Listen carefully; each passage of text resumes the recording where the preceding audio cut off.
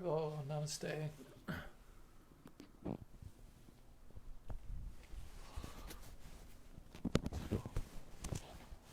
Welcome to Yoga Kirtan Hawaii's Experience Meditation Evening. I'm Maha Bhagavatas, and I'm your host tonight. So welcome. Thank you for joining us. And just get my notes. So Yoga Kirtan Hawaii, you can is a based on Oahu, Hawaii, and you can find us at yogakirtanhawaii.com, and obviously you can find us at Facebook, as you've already found us here if you're watching this, and also on Instagram. So Yoga Kirtan Hawaii, we offer programs, classes, and events for Hatha Yoga, Kirtan, meditation classes, and vegan dinners. It's a bit awkward to keep talking about these vegan dinners because with the pandemic, we haven't been able to offer vegan dinners for 3 or 4 months, and the way things are heading here in Hawaii, it's probably going to continue like that for several more months. So anyway, at some point in the future, there might be some vegan dinners. So keep that in mind and look forward to that when that opportunity comes up. So all of our events are free or donation based. And of course, right now everything's free on Facebook Live. And so we're holding regular events on Facebook Live. You can see there's either some kind of kirtan or meditation program happening almost daily. And so you're welcome to, watch those. And so Yoga Kirtan Hawaii is the outreach arm of an organization called the Science of Identity Foundation. And the Science of Identity Foundation was founded by my spiritual teacher, my spiritual master, Jigakuru Siddhasarupananda Paramahansa, who's a disciple of His Divine Grace, Srila A.C. Bhaktivedanta Swami. And so they're coming in a long line of spiritual teachers, which is known as the Brahma, Madhva, Gauriya Sampradaya. The word Sampradaya refers to a lineage or a tradition. And so this Brahma, Madhva, Gauriya Sampradaya is very ancient and actually begins with the Supreme Person himself. And this knowledge about kirtan and chanting of transcendental sound vibrations, and the yoga wisdom that I'll be speaking on later tonight, very ancient and being handed down very carefully from one spiritual teacher to their student or disciple, and their student or disciple realizes it and then passes it on down to their students and disciples, and so on down to the present day. So this the program that we'll be giving tonight is very special in the sense that it's all this ancient yoga wisdom and practices that are being freely passed down from time immemorial unto to us today. And so anyway, I'm very hopeful that you'll take advantage of the opportunity to participate in tonight's program. So the program we'll be having tonight, going to be teaching 3 kinds of meditation. Firstly, there'll be kirtan. Then we'll do some deep breath. I'll get this right this time. Some deep peace breathing meditation. And then we'll also do what's known as Japa meditation, which is doing meditation on beads. And so after we've taught these 3 types of meditation, this will be followed by a short yoga wisdom class. Then after that, there'll be another short time for some kirtan. And so the whole program should be finished, by around 8, sometime between 8:20 and 8:30. So hopefully you can stay with us for this program, and if you can't, you can always watch it on Facebook later. Okay, so just a few words about Kirtan. So Kirtan is the ancient yoga practice of the chanting of transcendental sound vibrations or mantras or sacred sounds. And so mantra is a Sanskrit term, and with two parts, man or man, and man refers to the mind, and tra means to draw away.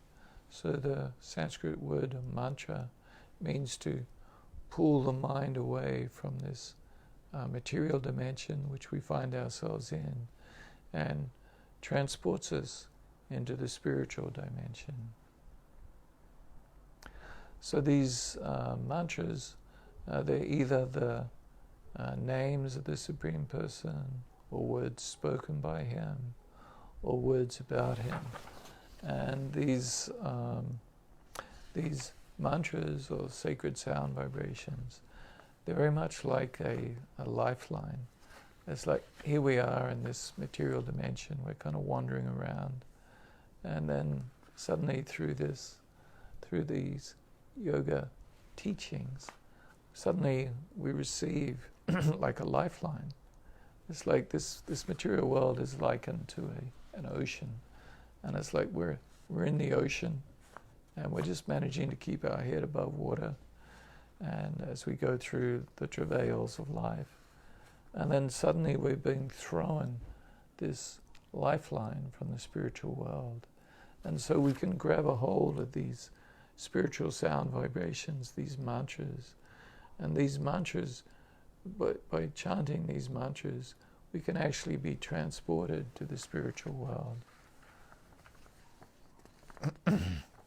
And this spiritual world is known as Vaikuntha, and the word Vaikuntha means the place of no anxiety.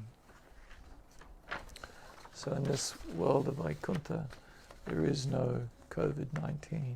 So let's all go there. Hands up, who wants to go? Okay, so tonight we're going to be chanting the mantra Gopala, Govinda, Rama, Madana Mohana. Gopala, Govinda, Rama, Madana Mohana. And we also may chant a few other short mantras. So in this time of COVID-19 and people losing their jobs or losing their government support, or getting sick, or being anxiety or concern about getting sick, we can take the opportunity whilst chanting these transcendental mantras or sound vibrations to take rest and shelter in them. So as we chant Gopala, Govinda, Rama, Madana Mohana, you can rest in this transcendental sound vibration, just as I'm sitting in this chair, and this chair is supporting my back and providing a place for me to rest and have support. Similarly, you can rest your heart and mind in these transcendental sound vibrations. So if while we're doing this chanting or this engaging in kirtan, if you find your mind beginning to wander, you can bring it back. Just bring it back to the sound. So just listen to the sound. Let the sound enter in through your ears and into your mind and heart. And if your mind begins to wander, just gently bring it back to the sound of the mantra. So kirtan is done in a call and response manner, and my wife, Radhi Shamdasi, she'll come and help us with the kirtan and the program tonight, and she will lead us in the chanting of the mantras, and I will follow. And when I follow, you can all join with me. And my voice, for some reason, unfortunately, is a little bit shot, so she'll probably chant more loudly than I will. And of course, my wife isn't here right now, so I'm going to have to go and get her. So just excuse me a moment.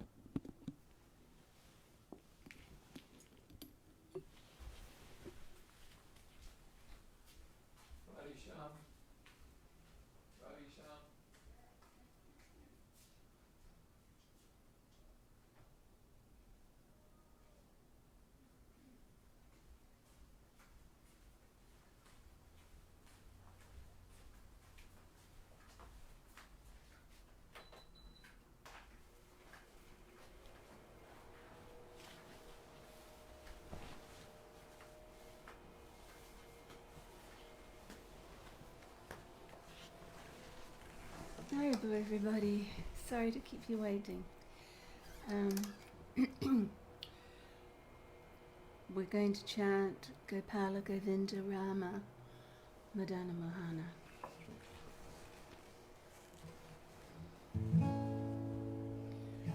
Gopala Govinda Rama Madana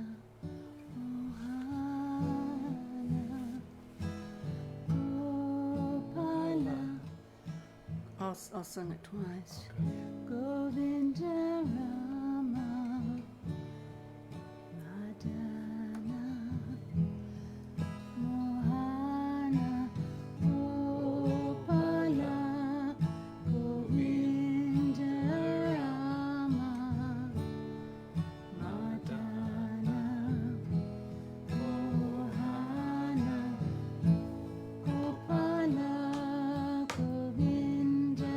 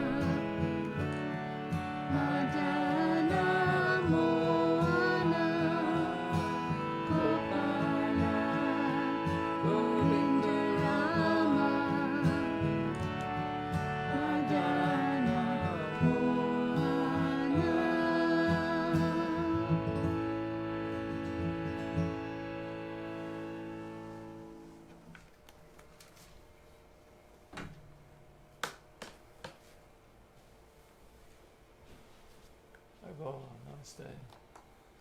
So now we're going to do some Goranga breathing. So this is a deep peace meditation. And so just sit and make yourself comfortable, and just sit back in the chair if you're sitting, and just hold your legs comfortably and your feet comfortably on the ground, and try and sit with your back straight so you're not crushing your diaphragm, and so that you can breathe deeply down below your chest, down to the navel area, or what's known in Chinese medicine as the Tanjian. And so just relax your, just you can close your eyes and just relax. So just relax your feet. Just have your feet feeling nice and comfortable on the ground, and then relax your calf muscles. Just consciously think of them, and if they're feeling tight, just relax them. Let whatever you're holding in your calves flow away. Relax your thighs. Relax your stomach. Relax your chest. And relax your shoulders. And then like we can tend to hold a lot of stress within our shoulders. So just relax the shoulders. And so while we're doing this, relaxing in this way, we should be breathing in, just breathing in deeply. Breathing out. So breathing in through the nose and out through the mouth.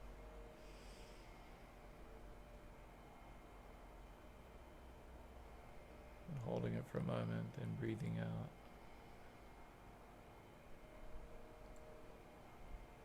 So breathing in.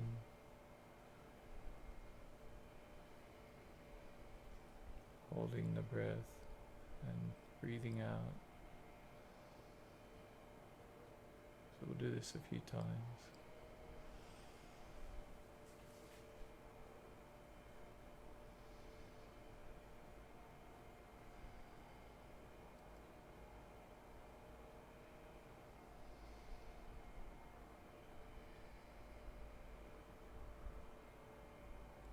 So just while we're doing this breathing, relax your face and your head.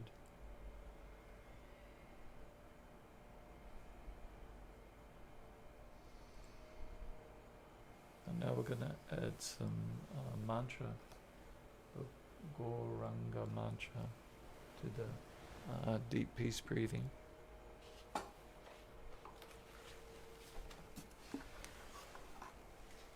So as we breathe in, just say the sound, vibration, Go Ra Anga, in your mind.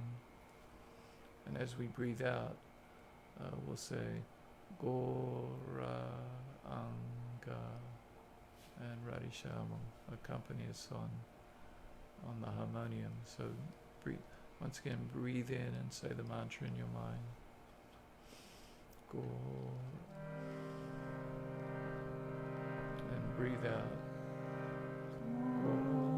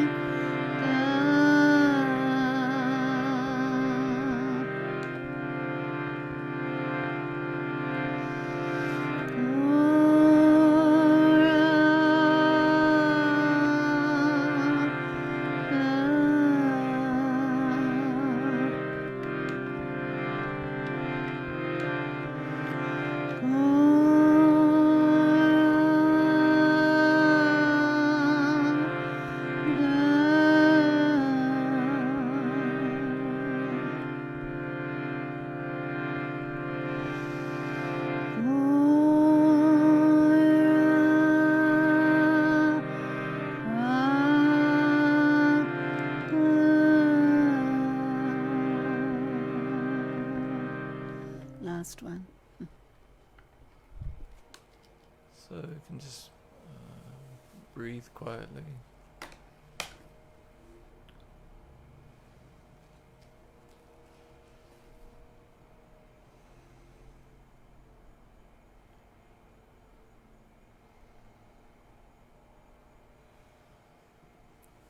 So you can do this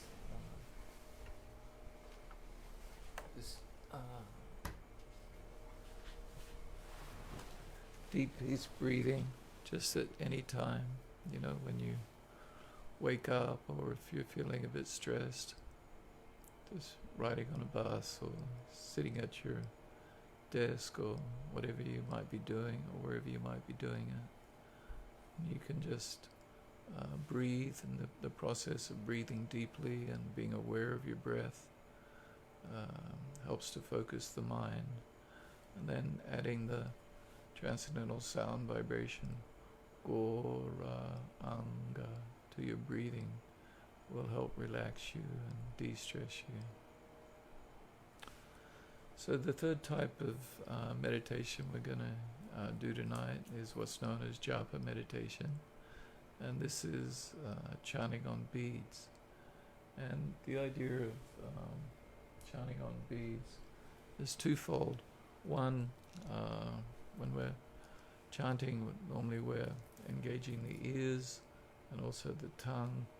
And so we're adding an extra sensual experience, the sense of touch, touching on the beads. And so this helps to engage our mind further in the process of chanting the mantra. And the second purpose is, when you chant on beads, it's a way to keep count. So it's recommended as a yoga practice that when we chant on beads, that we can keep count of how many times we chant. And so the idea is, that as we go around the beads, this is called one round. And so it's good to set a minimum number of rounds that we do each day. So it's better to chant regularly than it is to chant the same number regularly, whether it's 1 or 2 or 3 or 4 or whatever it might be, than it is to one day chant 10, the next day chant none, the next day chant 5, then none, then 10 again. So it's a good spiritual practice to be regular in your meditation practices. And good times to chant on beads, to do this japa meditation, is early in the morning. It's very sort of mode of goodness, auspicious time, or around sunset, or in the early evening. These are good times for chanting japa. So what we do is and I appreciate you may not have beads, so if you'd like a set of beads, you can email us at yogakirtanhawaii@gmail.com and ask for a set of beads, and we'll mail these out to you. And but if you've got a necklace or you've got any old set of beads, you can just use those while we do the japa meditation practice. And so what we do, we'll be chanting the Gopala, Govinda, Rama, Madana, Mohana mantra on the beads. So each we can start on the